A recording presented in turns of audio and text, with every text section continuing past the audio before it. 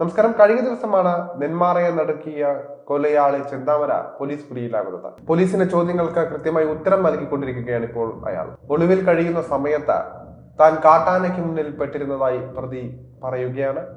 കാട്ടാനയുടെ നേരെ മുന്നിൽ താൻ എത്തിയെങ്കിലും ആന ആക്രമിച്ചില്ല എന്നും മലമുകളിൽ പോലീസ് ഡ്രോൺ പരിശോധന നടത്തിയത് കണ്ടുവെന്നും ചെന്താമര പറഞ്ഞു.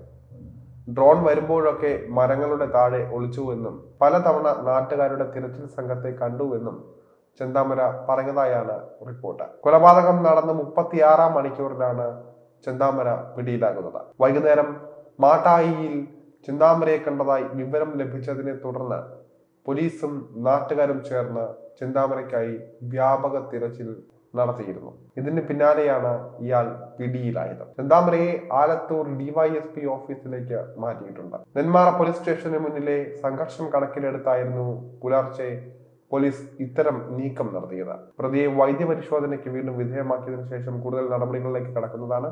തുടർന്ന് ജില്ലാ മജിസ്ട്രേറ്റിന് മുന്നിൽ ഹാജരാക്കാനാണ് തീരുമാനം.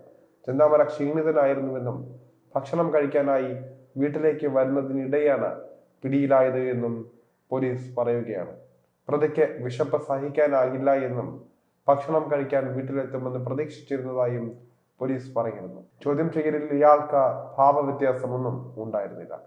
പെട്ടെന്നുണ്ടായ പ്രകോപനമാണ് സുധാകരനെ കൊലപ്പെടുത്താൻ കാരണം എന്നാണ് ചെന്താമര പറഞ്ഞതായി പോലീസ് പറയുന്നത്. കഴിഞ്ഞ ദിവസം രാത്രി 9:45 പോലീസ് തിരച്ചിൽ അവസാനിപ്പിച്ചെന്ന് കരുതി ഭക്ഷണം തേടി ചെന്താമര പോത്തുണ്ടി മലയിറങ്ങി. കുടുംബ വീട്ടിലെത്തി ഭക്ഷണം കഴിച്ച് കുറച്ചു ദിവസത്തേക്ക് ഭക്ഷണവും ഉണ്ടാക്കി ഒളിവിൽ കഴിയാനുള്ള സാധനങ്ങളുമായി തിരികെ കാട് കയറാനായിരുന്നു ഇയാളുടെ പദ്ധതി.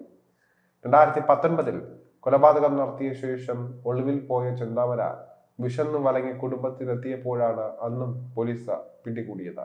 പോലീസ് പോത്തുണ്ടി മലയിൽ നിന്നുള്ള വഴികളിൽ കാത്തുനിന്നത് ചെന്താമര അറിഞ്ഞില്ല. വീടിന് സമീപത്തെ വയലിലൂടെ നടന്നു വരുമ്പോൾ പ്രതിയെ പോലീസ് പിടികൂടുകയായിരുന്നു. ഓടാനുള്ള ശേഷി ക്ഷീണിതനായ ചെന്താമരയ്ക്ക് ഉണ്ടായിരുന്നില്ല. സ്റ്റേഷനിലെത്തിയ ഉടൻ തനിക്ക് വിശക്കുന്നുണ്ട് എന്നും ഭക്ഷണം വേണമെന്നും ചെന്താമര ആവശ്യപ്പെട്ടു. തുടർന്ന് പോലീസ് ഭക്ഷണം എത്തിച്ചു നൽകി. 2019 അയൽവാസിയായ സജിത എന്ന സ്ത്രീയെയും ഇയാൾ കൊലപ്പെടുത്തിയത്. ആ കേസിലാണ് ചെന്താമര ജയിലിൽ പോയത്. ജാമ്യത്തിൽ ഇറങ്ങിയപ്പോഴാണ് സജിതയുടെ ഭർത്താവിനെയും അമ്മയെയും കൊലപ്പെടുത്തിയത്.